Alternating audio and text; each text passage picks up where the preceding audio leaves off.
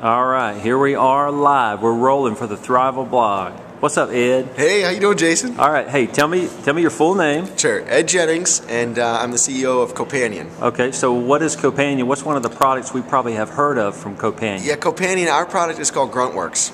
And so Gruntworks is tax document automation.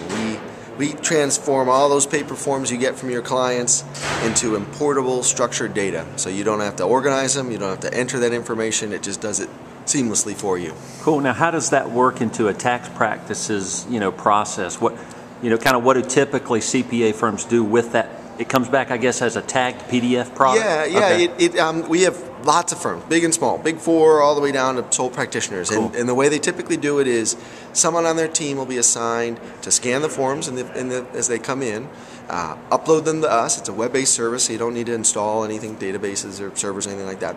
You upload them to us, and then what they get back are three things. They get back a PDF file, which is taking that whole bunch of scanned documents and it organizes it in the flow of the return. So cool. The W-2s, the ints, the divs, all that kind of thing. Puts the labels, who they issued the ints and the divs and whatnot. So that's what we call organize.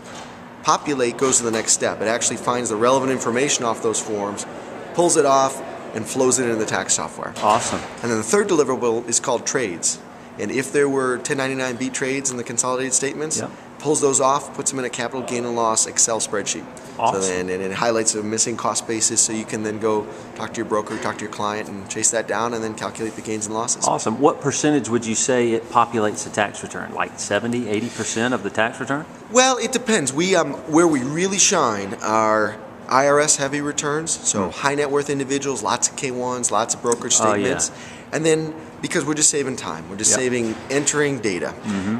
The other extreme are kitty returns. So our biggest customer is actually H&R Block. So they have thousands of offices, and when someone shows up at that office, they scan it in, we populate the W-2 and the int, the preparer sits down, asks a few more questions, maybe does a loan product. So the simple returns, even in a CPA firm, really we reduce the number of people that has to touch those documents, and so typically the admin will scan it up to us, pull it down, and then a more senior preparer or final partner might just print it out, do the final once over, and send it on its way. Awesome. Well, I know it's a good product. One last question. Yeah.